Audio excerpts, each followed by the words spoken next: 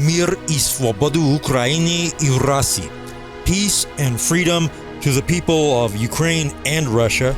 In this video, I want to give you a different perspective on Ukraine and Russia because for quite a while, I've really been into the culture from this part of the world. I got into it through the music from over there.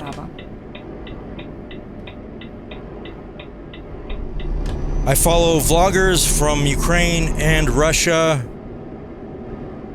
and a lot of different musicians and groups from over there.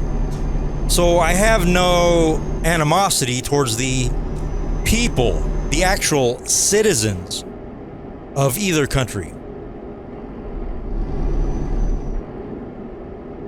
And there are people in groups or musicians from Russia who are actually from Ukraine as well. There's nothing good about people getting killed, shot, bombed.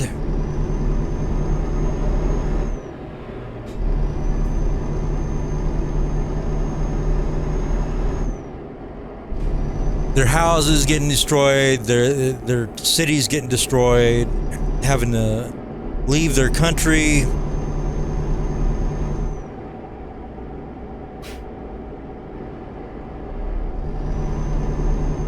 And there's nothing good about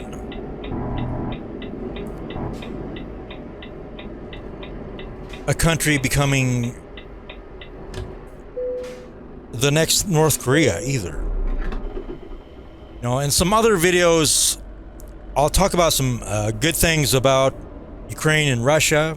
Like they also got, besides a lot of good music and movies, they got some of the most extremely beautiful women in the world. So we got some devishki here.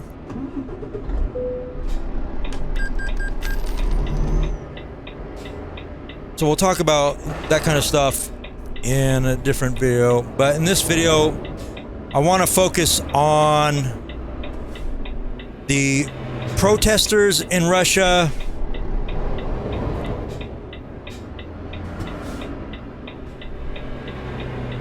Come on. Давай.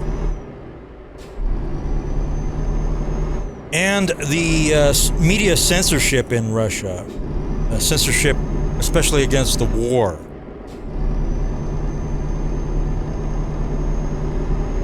So, thousands of people in Russia have been protesting the war, and I'm trying to figure out how I can help these people.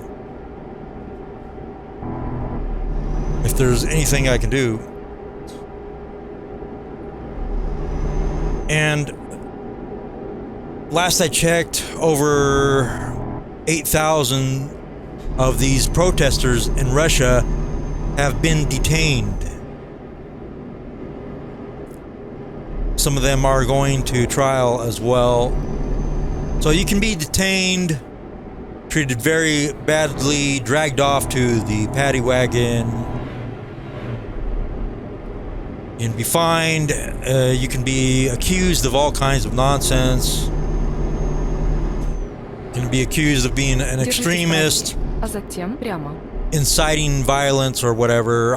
Here's a good example. Somebody in Volgograd, I just saw, they were doing anti-war graffiti, but they were charged with not just vandalism or trespassing or something like that. You know, they were charged with these other ridiculous charges and accused of, you know, whatever, extremism or inciting violence or whatever. And they're trying to make that even worse. I saw a story about maybe they might implement some other kind of bullshit against these people. People are also getting thrown out of their schools. So maybe, you know, the schools are get pressure from the government, or are afraid of pressure, or this is just a standard operating procedure at some point with repeat offender. I don't know. It's just all bullshit anyways. like I say, I do follow vloggers from Ukraine and Russia, and now the ones from Russia, and these are people who usually just talk about life in Russia or show places they like to visit, things they like to do, have fun, whatever.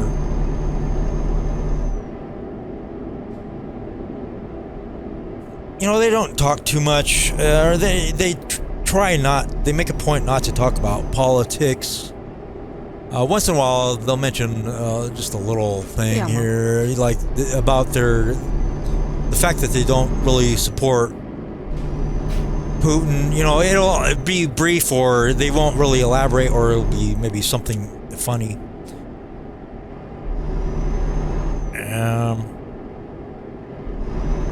There was one vlogger who did make a point to say, you know, he's not for the war, but he said he could get into trouble if he really said too much. So maybe if you are a public figure, whether it's a vlogger or a musician or somebody like that, you could get into a lot more trouble than just some joker making a comment online. But so that's what's happening over in Russia. People are protesting, and I saw that Navalny had called for all of his supporters to protest the war. There was a story that came out that Ukrainian Intelligence said Russia may enact martial law in Russia on March the 4th.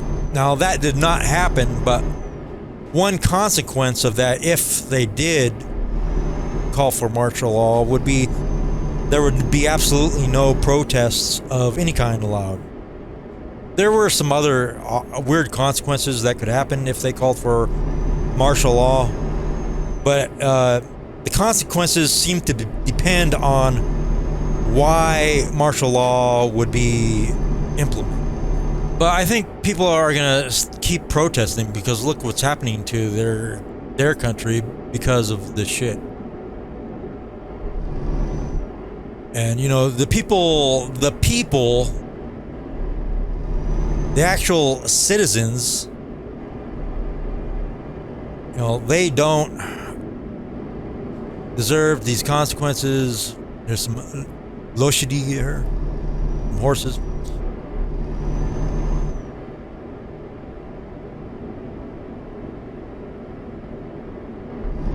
And I'm very pro both of these countries, so I really don't want Russians to be treated like the people, the actual citizens. I'm not talking about the government, the people. I don't want them to be treated like the black sheep of the world just because they're Russian, because they're from Russia. But you know, in this day and age of cancel culture and all this shit, and people are pouring the vodka down the drain and stupid shit like that. And you know what? Vodka didn't do nothing wrong. So I'll take your Stolishnya and your Russian standard. And I'm going to keep following this. I follow what's happening with the protesters and all the censorship every day. Now on to the censorship in Russia. First of all, Putin rules through tyranny, control of the media in Russia, censorship, and heavy usage of propaganda to push whatever negative the government's trying to push.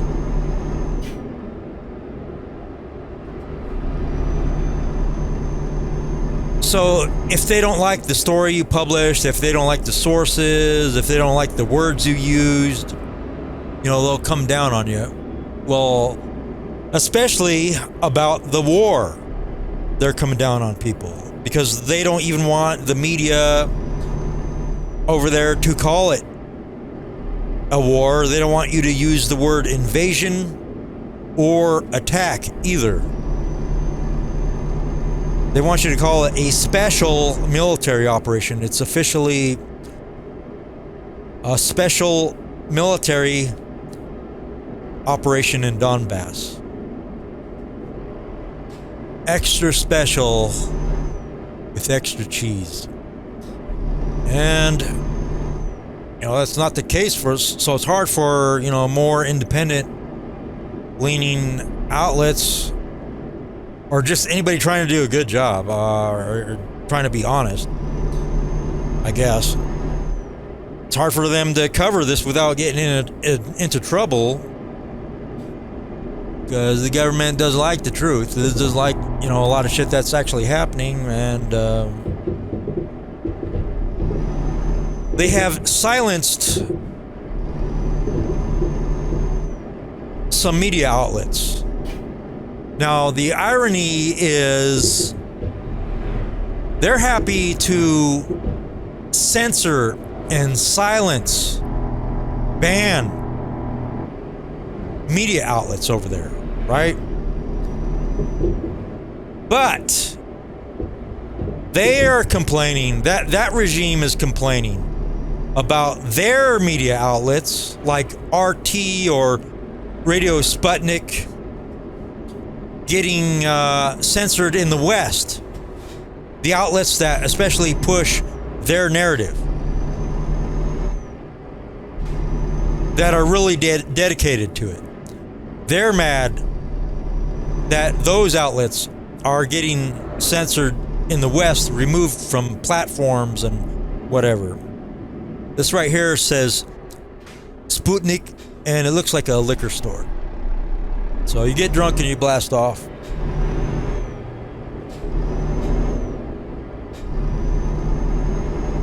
Now, I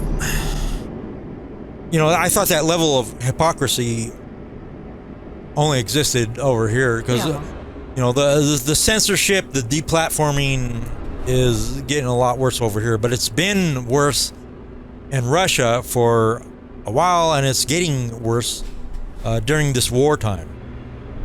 Or what are we supposed to call it? A special military operation time. Special time. This special time. During this special time, the operation, the censorship's getting worse. Поверните направо. There's a statue of Lenin over there. So they have asked for certain Russian media outlets to, or other, just what they call foreign agents, to be taken off of app stores. They've come down on some outlets like, hold on a second. That says Katarachka. It's a grocery store chain in Russia. Anyways, Echo Moskvy, they took them off the air, and I think their website's down as well, or they banned their access to their website or whatever. They also came down on Dozd. So Dozd, they suspended their operation. I saw their last show last night, so that was pretty sad. And these are good outlets for people learning Russian as well, because then you can, there are places where you can find, pretty cool Russians and follow their conversations, what they're talking about. I don't know if all this censorship from the government, this crackdown from Roskomnadzor or whatever it's called, Roskomnadzor,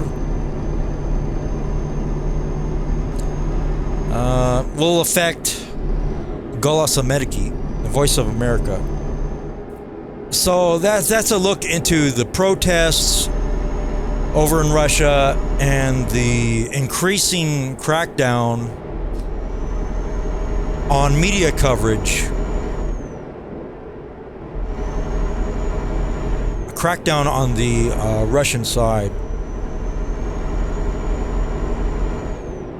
And I don't know, I want to make some other videos about the positive side of Ukraine and Russia. You know, there's obviously a lot I like and a lot of good things I discovered I liked when I got into this part of the world. So I'll try to talk about those kinds of things in other videos. And I want to cover, different aspects of Russia and the Russia and Ukraine conflict than, is generally being covered. So I'll see what else I can dig up and what else we can talk about. So I just hope for peace and freedom for everybody. And until next time, до свидания.